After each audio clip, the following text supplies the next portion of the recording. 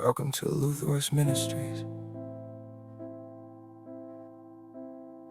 We are excited you're here because we're about to take you on a journey that a lot of people have been asking for. Over the next few months, we're going to be sharing something that's been in the works for years. A book, a toolkit, a devotional, and a whole lot of honesty about what faith looks like when your brain seems to work differently than everyone else's. But before we dive into any of that, I want to tell you a story that changed how I see everything. The windshield moment. One night, a guy was driving down a dark road. He thought everything was fine. Then headlights from another car hit his windshield,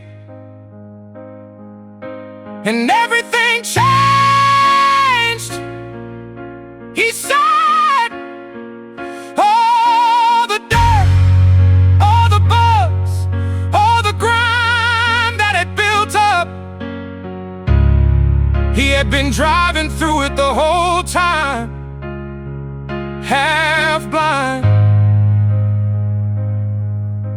and he didn't even realize it. I remember just sitting with that, because something in it landed in a place I wasn't expecting. Yeah, that's been me, more times than I want to count. I've had seasons where I genuinely thought I was doing okay, handling things, had a decent grip on where I was headed. And then something would happen. A hard conversation, a crisis, just a quiet morning that got too quiet. And suddenly, I could see what had been there the whole time. I had no idea where I actually was. I'd been driving through fog so thick, I'd started calling it normal. That story rattled around in my head for months, and eventually it led me back here to Eleutheros Ministries and to the work we're about to share with you. However, for the previous 20 years, I ran from God. At 20 years old, I knew He was calling me into full-time ministry. I felt it, I knew it, but I got scared. I walked away. I chose fear instead of obedience. And I spent the next 20 years running hard. I built a life on my own terms. I smiled when I was dying inside. I looked strong on the outside while I was falling apart. I gripped the wheel so tight, my hands forgot how to feel. Then at 40, everything started to fall apart even more. ADHD diagnosis. 4 years later, autism, chronic pain from NF1, and a beautiful daughter whose future I still don't know. And one October morning in 2021, I finally pulled the car over. I sat there shaking, completely undone, and I said the only honest thing I had left. God, I'm lost. I can't do this anymore. I need you.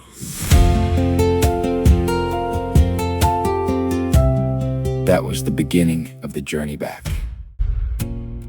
Eleutheros is a Greek word. It means a freed person. Not just freed from shame or fear or performance, But freed into the life you were actually created to live.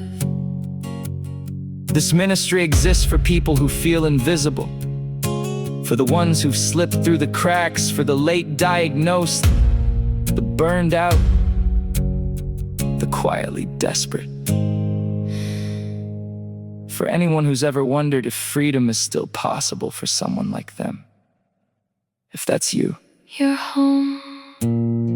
So here's my invitation to you. If you're tired, If you're carrying things you were never meant to carry alone, if you've been performing for so long you don't remember who you are when no one's watching, you don't have to clean yourself up first. You don't have to have it all figured out.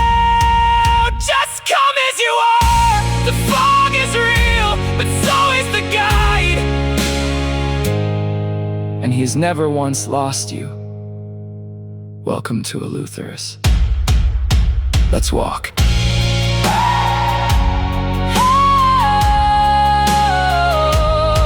Let's walk.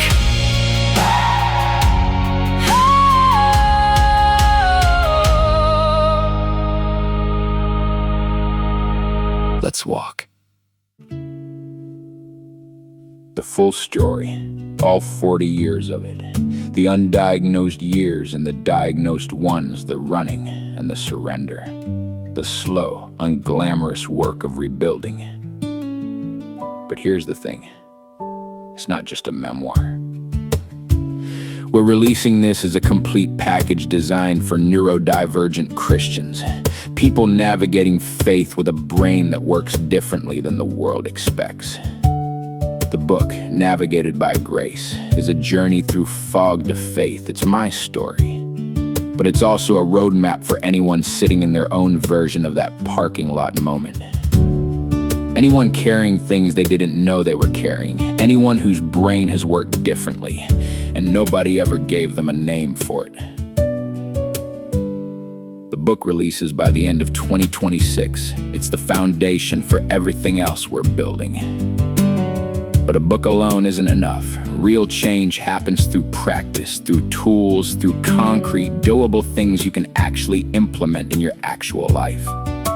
We're releasing a companion toolkit called One Step at a Time, 10 sections of practical resources built specifically for neurodivergent believers.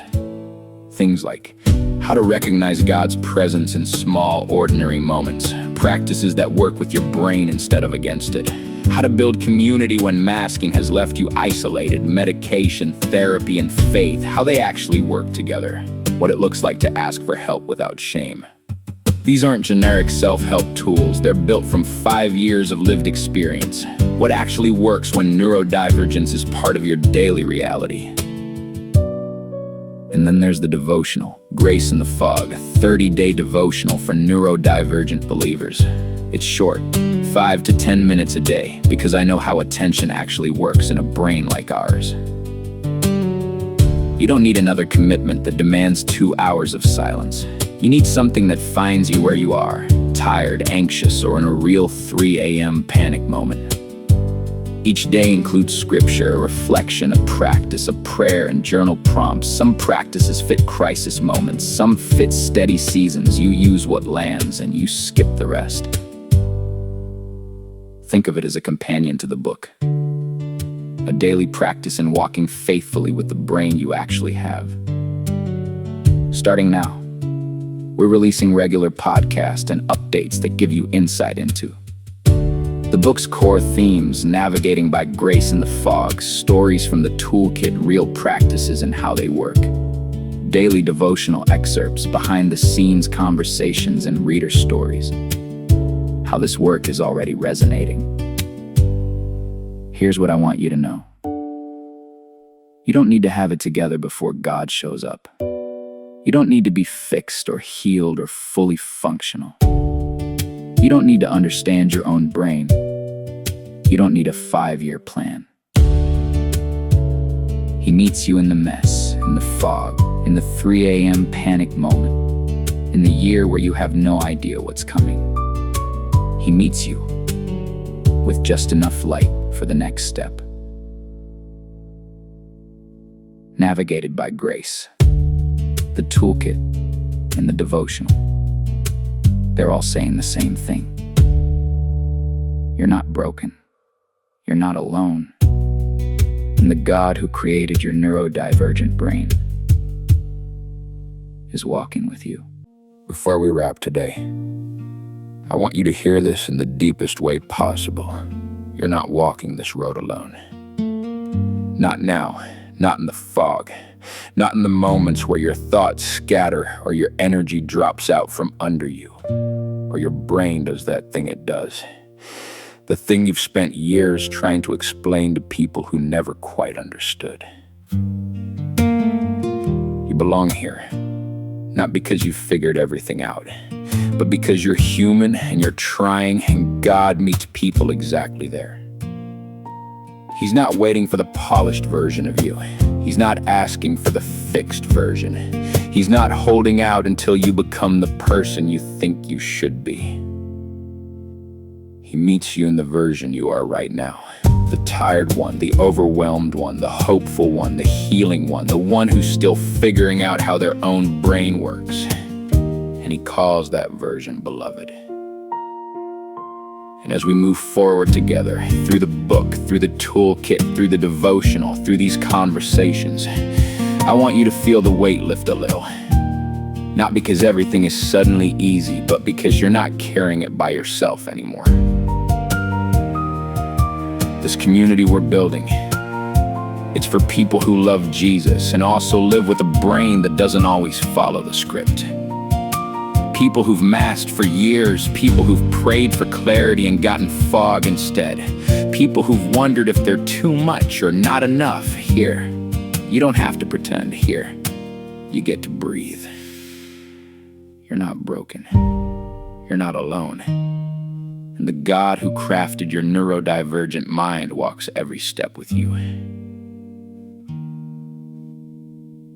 Let's walk this together.